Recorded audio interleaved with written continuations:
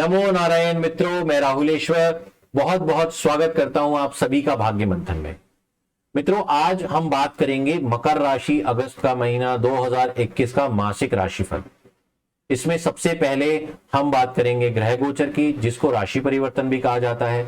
नवग्रह किस दिन किस समय पर राशि परिवर्तन करने वाले हैं, इस बात की चर्चा करेंगे।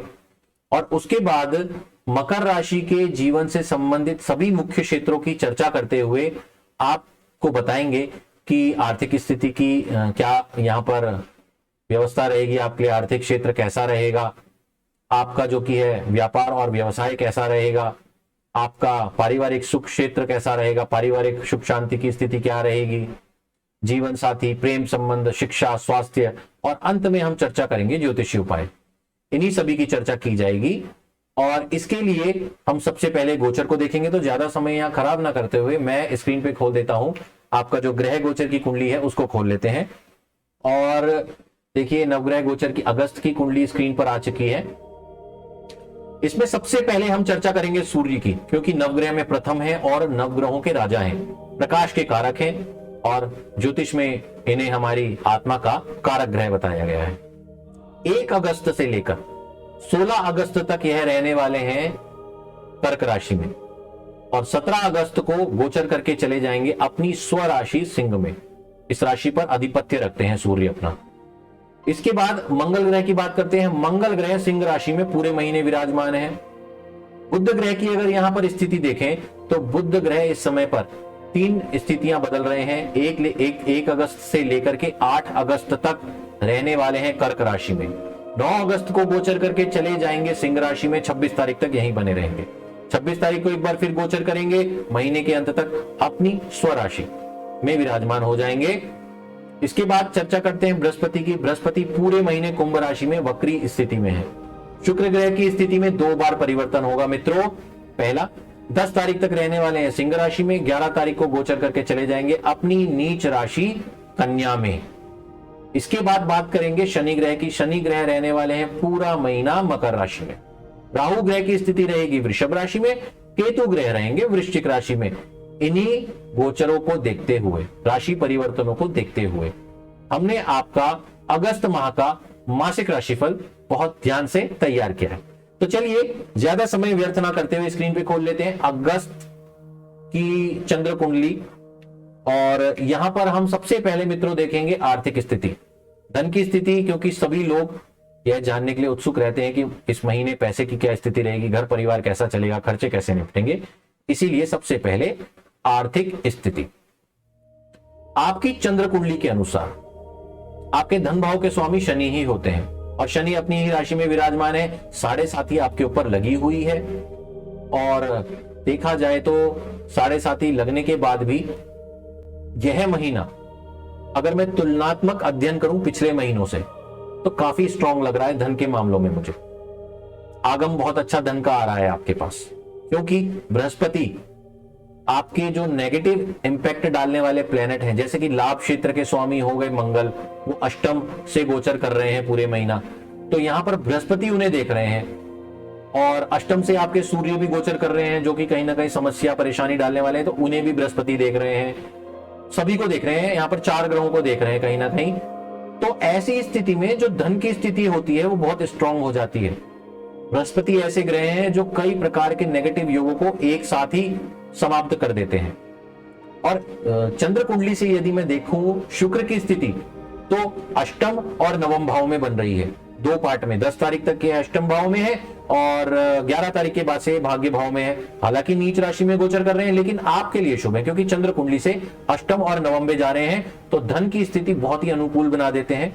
धन प्राप्त होता है, रुका हुआ धन भी प्राप्त होता है, फंसा हुआ धन भी प्राप्त होता है। कई लंबे समय से किसी के पास रखा हुआ था, नहीं निकल पा रहा था, वो भी निकल जाता है, क्योंकि अष्टम से संबंध बन रहा है। तो गुरु, जो दोनों ही गुरु हैं आपके, देवताओं के और दानवों के, वो दोनों ही गुरु इस महीने में आपके लिए अनुकूल हैं। आर्थिक स्थिति का क्षेत्र मजबूत है। आपको शुभकामनाएं बहुत बहुत आर्थिक स्थिति के लिए। तो चलिए आगे बढ़ते हैं, और अब देखते हैं पारिवारिक सुख और शांति कैसी रहने वाली है। देखिए, कुटुंब भाव में गुरु वक्री बैठे हैं। पुराना समय जो बीता, आपसी मतभेद थे, वो कहीं सुलझेंगे। भाइयों के साथ अगर कहीं मतभेद चल रहे थे वो भी सुलझेंगे, क्योंकि बृहस्पति आ गए हैं, मंगल को देख रहे हैं, सूर्य को देख रहे हैं, शुक्र को देख रहे हैं, बुध को देख रहे हैं, सबको शांत कर रहे हैं। सब नॉर्मल हो जाइए, पहले की बातों को भूल जाइए, सोच का दायरा बढ़ाइए, सरलता बढ़ाइए, ऐसा प्रभाव बना रहे हैं दूसरे स्थान पर बैठ के।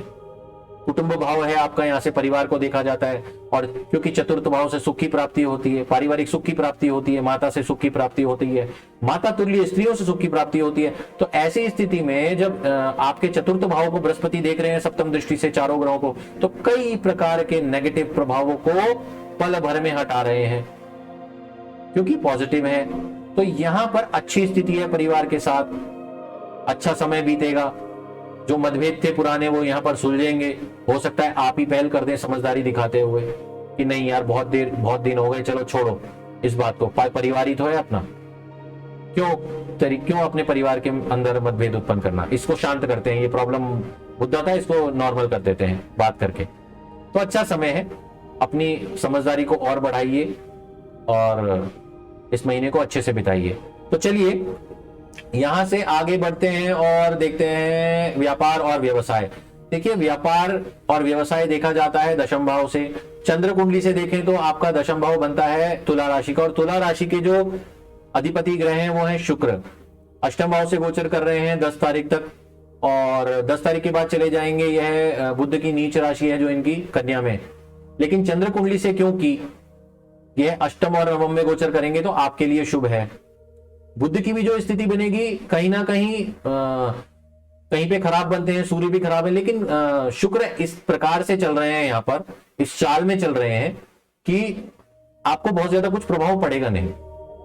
अष्टम सूर्य का चंद्र कुंडली से जब सूर्य अष्टम भाव से गोचर करते हैं तो कहीं ना कहीं समस्या और परेशानी लाते हैं, लेकिन यहां पर शुक्र की जो स्थिति बन रही है कर्म स्थान के स्वामी की, वो आपको बचा रही है। राहु भी यहां पर क्या है, पंचम भाव में बैठे हैं शुक्र की राशि में, तो धन देते हैं, यहां पर आपको सफलता देते हैं, व्यवसाय से धन देते हैं और आपका दायरा बढ़ाते हैं। केतु ग्रह भी लाभ स्थान में बैठकर इस स्थिति में है कि आपको धन दे रहे हैं, एकादश भाव में केतु का प्रभाव भी बहुत शुभ है। तो कुल मिला के अच्छा महीना है व्यापार और व्यवसायियों के लिए। अहंकार ना पाले, काम अच्छे से हो रहे हैं, अच्छे से चीजें निकल रही है, तो अहंकार ना पाले, बस चीजें अच्छी हैं, कंट्रोल में रहेंगी। आपका यह समय अगस्त का मेरे हिसाब से अनुकूल है। आगे चलते हैं और जानते हैं नौकरी पेशा लोगों के लिए। देखिए नौकरी पेशा के भी स्वामी बनते हैं आपके शुक्र, और मैंने जैसा आपको बताया कि चंद्रमा से अनुकूल स्थिति में बैठे हैं शुक्र, हालांकि नीच राशि में जाएंगे, थोड़ी बहुत समस्या हो सकती है किसी कलीग से, कोई आपका जो ऑफिस में साथी है, कोई स्त्री, उससे कुछ छोटा मोटा यहाँ पर मतभेद होता मुझे दिखता है, लेकिन अगर आप समझदारी से समय को निपटाएं तो ये टल भी सकता है, ये समस्या टल भी सकती है। ऐसा नहीं है कि ये बिल्कुल अटल है कि यह होना ही है, अगर आप समझदारी का परिचय दें तो यह समस्या टल भी सकती है, ये विवाद बेमतलब का टल सकता है। और अगर मैं बात करूं तरक्की की, प्रमोशन की, तो एक अच्छा समय है। प्रमोशन के बहुत अच्छे योग मुझे दिखते हैं यहां पर अष्टम भाव से जब शुक्र गोचर कर रहे हैं, तो विशेष रूप से नौकरी पेशा लोगों के लिए बहुत ही अच्छा समय मुझे दिखता है। अचानक से कोई ऐसा रिजल्ट आपको मिल सकता है जिसके चलते आपका जो कि है प्रमोशन हो जाए और अधिकारी वर्ग भी आपके अनुकूल हो जाए। हालांकि सूर्य की स्थिति नकारात्मक है, लेकिन अन्य ग्रह अच्छे हैं, बृहस्पति की दृष्टि मिल रही है, और क्योंकि सूर्य अपनी राशि में जा रहे हैं और फिर बृहस्पति उन्हें देख रहे हैं, तो इस कारण से केवल इसी कारण से तरक्की मिलने के योग बिल्कुल मिल रहे हैं आपको। एक तरीके से सभी चारों तरफ परेशानियां, लेकिन उसमें भी आपका मार्ग जो है देवगुरु बना रहे हैं तरक्की का, तो अच्छा समय है नौकरी पेशा वालों के लिए। थोड़ी बहुत आपको इस समय पे यात्राएं करनी पड़ सकती हैं, और लंबी यात्राएं करनी पड़ सकती हैं महीने के दौरान, कार्य को लेकर ही, जो कि सफल होंगी, यहां से भी आपको सफलता ही प्राप्त होगी। तो चलिए आगे बढ़ते हैं नौकरी पेशा लोगों को छोड़कर भी, और देखते हैं जीवन साथी। देखिए जीवन साथी देखा जाता है सप्तम भाव से। सप्तम भाव में देखिए सूर्य और बुध बैठे हैं 8 तारीख तक सप्तम भाव में, और सूर्य बैठे हैं 16 तारीख तक, और शनि दे रहे हैं लग्न से दृष्टि। शनि और सूर्य समसप्तक योग बना रहे हैं। कहीं ना कहीं जीवन साथी से कुछ उलझने बढ़ सकती हैं, वैचारिक मतभेद भी हो सकता है, और जीवन साथी के स्वास्थ्य पर भी बुरा प्रभाव पड़ सकता है इस ग्रह दोष का। तबीयत खराब होगी, स्वास्थ्य में कुछ अगर यहाँ पर प्रभाव पड़ेगा तो आप जाएंगे डॉक्टर के पास तो पता नहीं चलेगा क्या हो रहा है, क्योंकि ऐसी स्थिति इस समय पर बनती है। इस समय पर थोड़ा सा आप ध्यान रखें, जीवन साथी का कहीं लगता है आपको कुछ दिक्कत है तो उसको तुरंत डॉक्टरी सलाह लें, टालेना। और वैचारिक मतभेद की स्थिति में बात करें आपस में, अच्छे से बात करेंगे तो कोई ना कोई रिजल्ट निकलेगा। मुंह फुला के बैठ जाएंगे यदि दोनों, तो समस्या बढ़ेगी, सुलझेगी नहीं। तो ध्यान रखें अपने संबंधों का जीवन साथी के साथ। चलिए मित्रों आगे बढ़ते हैं और देखते हैं प्रेम संबंध। प्रेम संबंधों के दृष्टिकोण से देखें तो देखिए पंचम भाव से देखे जाते हैं प्रेम संबंध। बुद्धि, विद्या, शिक्षा और प्रेम और उच्च शिक्षा भी देखी जाती है। कई एंगल होते हैं चीजों को देखने के। तो यहां पर अगर हम देखें प्रेम संबंधों को सर्वप्रथम दृष्टि से, प्रथम दृष्टि से प्रतीत होता है, देखिए पंचम भाव के जो स्वामी हैं शुक्र अष्टम में बैठे हैं। अन्य चीजों के लिए देखूं मैं, जैसे धन धान्य और बहुमूल्य धातुओं के दृष्टिकोण से तो शुभ है शुक्र, और उसके बाद फिर ये नीच राशि में जा रहे हैं तो वहां पर भी धन धान्य के दृष्टिकोण से शुभ है। लेकिन यदि मैं बात करूं केवल प्रेम संबंधों के लिए तो दिक्कत है, विवाद की स्थिति हो सकती है। आप यहां पर संदेह कर सकते हैं, अविश्वास बन सकता है किसी कारण से, और संबंधों पर भी इसका बुरा प्रभाव पड़ सकता है। तो यहां पर क्योंकि राहु भी बैठे हैं पंचम भाव में शुक्र की राशि में, वृषभ राशि पे, तो यहां पर मेरे को ऐसा लगता है कि थोड़ा सा आप सेंसिटिव टाइम है। प्रेम संबंधों के दृष्टिकोण से मैं देखूं तो आप ध्यान दीजिए, गलत फहमी जिससे बड़े उस बात को ना करिए, ट्रांसपेरेंसी रखिए और किसी दूसरे को मध्यस्थता ना करने दें। यहां पर क्या होगा, यदि मध्यस्थता करने कोई दूसरा व्यक्ति आएगा तो पता चले कुछ और ही कन्वे ना करके चले जाए, गलत चीज ना और बोल के चले जाए, जिससे कि संबंधों में और दिक्कत आ जाए। मैंने मध्यस्थता के लिए इसलिए मना कर रहा हूं क्योंकि 4 ग्रह आपके अष्टम भाव से गोचर कर रहे हैं इस महीने, जो कि कहीं ना कहीं राजनीति, चुगलीबाजी करवा देते हैं। तो यहां पर ध्यान रखिए अपना संबंधों का, ध्यान रखिए अपना प्रेम संबंधों का। तो चलिए आगे चर्चा करते हैं हम शिक्षा, विद्यार्थी वर्ग, हमारे देश का भविष्य, इस संसार का भविष्य। देखिए पंचम भाव के स्वामी शुक्र ही होते हैं और यह 2 भाव से गोचर कर रहे हैं चंद्र कुंडली से, अष्टम और नवम। अन्य चीजों के लिए ठीक है, लेकिन शिक्षा भाव में भी मुझे लगता है एकाग्रता भंग हो रही है। आपका कंसंट्रेशन स्टेबल नहीं है, जहां होना चाहिए शिक्षा के ऊपर, जहां जितना होना चाहिए उतना नहीं हो रहा है। 30-35% का जो आप है यहाँ पर कंसंट्रेशन आपका लग रहा है, बाकी सब आप इधर उधर लगा रहे हैं फालतू की चीजों में। टीवी से दूर हटिए, एंटरटेनमेंट की चीजों से दूर हटके, मेहनत का समय है, वैसे ही 2 वर्ष खराब हो गए हैं। आगे भविष्य मजबूत बने, कॉम्पिटिटिव एग्जाम्स में आप निकल पाए। मेरे को लगता है आपको मेहनत करनी पड़ेगी, यहाँ पर टाला मटोली मत कीजिए, यहाँ पर अपने समय को व्यर्थ ना निकलने दीजिए। यह बहुत ही जरूरी समय है आपके लिए, आप भविष्य हैं मानव जाति का। तो चलिए ध्यान रखिए शिक्षा के क्षेत्र का विद्यार्थी वर्ग, पेरेंट्स भी ध्यान रखें एक्टिविटी पे बच्चों की, क्योंकि पंचम भाव में राहु है तो थोड़ा सा उनकी एक्टिविटीज को देखिए, वो क्या कर रहे हैं, बिल्कुल खुला ना छोड़िए, बीच बीच में देखते रहिए क्या कर रहा है बच्चा। आगे चलते हैं मित्रों और बात करेंगे स्वास्थ्य की। देखिए ये शरीर है, अगर यह स्वस्थ है तभी काम का है, अस्वस्थ है तो यह परेशानी देता है, पैसा भी खर्च कराता है और जीवन का आनंद भी नहीं लेने देता। यहां पर लग्न में आपकी जो चंद्र कुंडली के लग्न में बैठे हैं शनि, आलस्य में तो सबसे ज्यादा वृद्धि करते ही हैं लग्न में बैठ के, किसी भी राशि में बैठ जाए, लग्न में बैठे हैं शनि तो आलस्य देते हैं। दूसरा पंचम भाव में राहु हो गए, यह भी कहीं ना कहीं स्वास्थ्य पे अपना प्रभाव डालते हैं नेगेटिव। उसका कारण है बहुत बड़ा कि यह पंचम दृष्टि से, उल्टी पंचम दृष्टि से देखते हैं लग्न को, शनि को देखते हैं, तो कहीं ना कहीं चंडाल प्रभाव बनाते हैं, तो शरीर को प्रभावित करते हैं। समय असमय रोग प्रभावित करते रहते हैं और आप डॉक्टर के पास जाएंगे, टेस्ट वगैरह कराएंगे तो कुछ नहीं निकलेगा, खाली हाथ आ जाओगे। डॉक्टर बोलेगा कोई बीमारी नहीं है आपको, लेकिन आपकी रातों की नींद उड़ जाएगी, डिप्रेशन में आप पड़े रहेंगे, शरीर में दर्द होता रहेगा। और दूसरे एंगल से देखें तो मंगल अष्टम में है, सूर्य भी अष्टम में है, शुक्र भी अष्टम में है, बुध भी अष्टम में है। स्वास्थ्य के दृष्टिकोण से देखा जाए तो अष्टम से गोचर करता हुआ ग्रह बहुत अच्छा नहीं होता। तो 4 ग्रह अष्टम से गोचर कर रहे हैं, तो यह स्थिति थोड़ी ढुलमुल है, परेशान करने वाली है स्वास्थ्य के दृष्टिकोण से। तो थोड़ा सा समय पर उठिए, समय पर आप सोइए, खाना संतुलित लें, क्योंकि यह सावन का महीना है। श्रावण मास में जो कि है वात कफ पित्त प्रभावित होता है, त्रिदोष की उत्पत्ति होती है, तो नाना प्रकार के जो रोग होते हैं हमें प्रभावित करते हैं। आंखों में भी इसका असर पड़ता है, हमारा पाचन पे भी असर पड़ता है इसका। तो ध्यान रखने वाला महीना है, थोड़ा सा अपने खान पान का ध्यान रखें। तली भुली चीजों का जो प्रयोग ना करें, इस समय पे फास्ट फूड ना खाएं, आपके लिए हानिकारक है। नियमित रूप से व्यायाम करें, योगा करें, मेडिटेशन करें, आपके लिए बहुत अच्छा रहेगा। चलिए स्वास्थ्य को छोड़कर अब चलते हैं ज्योतिषीय उपाय। हमारा सबसे जरूरी सेक्शन, जितनी भी चीजें खराब है उनको सही करने का एक जादुई उपाय। जादुई नहीं होता, इसके पीछे कोई ना कोई लॉजिक होता है हमारा, नवग्रहों से संबंधित और कर्म से संबंधित। तो देखिए यहां पर एक तो मैं आपको बताना चाहूंगा, क्योंकि 7.5 चल रही है, तो इस समय पर आप यह कर लीजिए, यथाशक्ति जितना दान कर सकते हैं वो तो जरूर ही करिए, क्योंकि दान से शनि बहुत प्रसन्न होते हैं। और उसमें भी यदि वृद्ध लोगों को आप दान कर रहे हैं तो शनि उससे बहुत ज्यादा प्रसन्न होते हैं। 7.5 चल रही है, इससे शनि बहुत प्रसन्न होंगे। ईमानदारी इस समय बहुत अच्छी रहेगी आपके लिए, क्योंकि शनि जो है वो न्यायप्रिय है।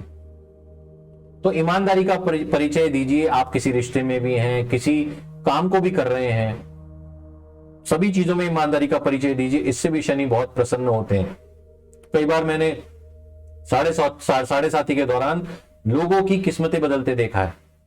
तो आपको भी यही मैं राय दूंगा कि ईमानदारी से इस समय पर अपना कार्य करिए, वृद्ध लोगों की सेवा करिए, तो शनि बहुत प्रसन्न हो जाएंगे। आपकी राशि के भी स्वामी हैं क्योंकि, और धन भाव के भी स्वामी बनते हैं चंद्र कुंडली से, तो यह अच्छे हैं। दूसरा, अगर मैं आपको उपचार करने के लिए कहूंगा तो मैं आपको कहूंगा सूर्य के उपचार करने के लिए और मंगल के उपचार करने के लिए। तो मंगल का तो आप यहां पर यह उपचार करिए अष्टम मंगल का, कि मसूर की दाल ले लीजिए, लाल कपड़े में बांधकर मंगलवार के दिन मंदिर में दान कर दीजिए कुछ दक्षिणा के साथ। और सूर्य का उपचार करने के लिए आप यह करिए कि सूर्य को केसर डालकर जल अर्पण करें, सुबह के समय अर्घ्य दें। केसर नहीं है तो लाल चंदन डाल लीजिए, लाल चंदन भी नहीं है तो मिर्च के जो 5 दाने होते हैं सूखी मिर्च के, उसको डाल लीजिए, उससे आप दे दीजिए अर्घ्य सूर्य को सुबह सुबह। और 12 जो नाम है सूर्य के, उनका उच्चारण करिए, बहुत शुभ रहेगा आपके लिए। तो यह उपचार करिए, आपके लिए बहुत बढ़िया रहेंगे। हनुमान चालीसा का भी इस समय पर यदि आप पाठ करें तो आपके लिए बहुत अनुकूल रहेगा। हनुमान चालीसा पढ़ लीजिए, सुंदरकांड पढ़ लीजिए, हनुमान नाटक पढ़ लीजिए। अगर इतना नहीं कर सकते तो राम नाम लेना चालू कर दीजिए। राम राम बोलेंगे तो हनुमान जी वैसे ही प्रसन्न हो जाएंगे, और हनुमान प्रसन्न हो गए तो राहु और शनि अपने आप ही शांत रहते हैं, अच्छा फल देते हैं। तो चलिए यहाँ पर ज्योतिषीय उपाय का सेक्शन हमारा खत्म हो गया। यहाँ पर अब मैं करूंगा आपसे करबद्ध प्रार्थना। यदि आप हमारा चैनल देख रहे हैं तो कृपया सब्सक्राइब कर लीजिए यदि आपने नहीं करा हुआ। सब्सक्राइब किया हुआ है और नोटिफिकेशन नहीं पहुंचती तो सब्सक्राइब बटन के साइड में एक बेल आइकन होता है, नोटिफिकेशन आइकन, उसको प्रेस कर दीजिए। उसको प्रेस कर देंगे तो नियमित रूप से हम जो वीडियो अपलोड करते हैं चैनल के ऊपर, वो आपको नियमित रूप से तुरंत मिल जाया करेगी और आप उसका लाभ उठा पाएंगे। ऐसा कर दीजिए और लाइक और शेयर कर दीजिएगा, जिससे यह वीडियो और लोगों तक भी पहुंच पाए और हमारे चैनल को भी सहायता मिल पाए। इसी के साथ कोविड-19 को देखते हुए मैं आपसे एक और प्रार्थना करना चाहूंगा। यहाँ पर मास्क को जरूर पहने, 2-3 फुट की दूरी, या जितनी भी दूरी आपको लगता है उतनी दूरी, कम से कम 2-3 फुट की दूरी तो आप लोगों से बनाएं। भीड़ इकट्ठी हो रही है जहां पर, वहां पर ना जाएं, और लोगों को भी जागरूक करें कि भैया भीड़ मत करो एक जगह पर, एक जगह मत हो इकट्ठे। इसके बाद मैं यह कहूंगा मास्क लगाइए और सैनिटाइजर का भी प्रयोग करिए, और सबसे जरूरी चीज, वैक्सीनेशन नहीं लगवाई है तो सबसे पहले लगवा लीजिए। जिन्होंने पहला डोज ले लिया है वो दूसरा डोज भी लगवा लें। आपका जीवन है यह, और आपका जो जीवन है बहुत बहुमूल्य है, आपका परिवार जुड़ा है क्योंकि इससे। और यथाशक्ति आपके आसपास जितने भी वृद्ध असहाय लोग हैं, बच्चे हैं, उनकी यथाशक्ति मदद कर दीजिएगा। अगर हो पाए तो आपसे यथाशक्ति कर दीजिएगा, जो भी आप मदद कर पाए। तो इससे भी आपका जो भाग्य है वो मजबूत होगा, राजयोग की स्थिति बनेगी मित्रों। तो चलिए यहीं पे मैं आज्ञा चाहूंगा, इस एपिसोड को समाप्त करता हूं। सावन का महीना चल रहा है, भगवान शिव और माता पार्वती आपके परिवार, मित्रगणों, संबंधियों सभी के ऊपर अपनी कृपा लुटाएं, आशीर्वाद दें और आपको खुश रखें, प्रसन्न रखें, स्वस्थ रखें इस महामारी के दौरान। आज्ञा चाहूंगा, आपका जीवन शुभ मंगल हो। नमो नारायण।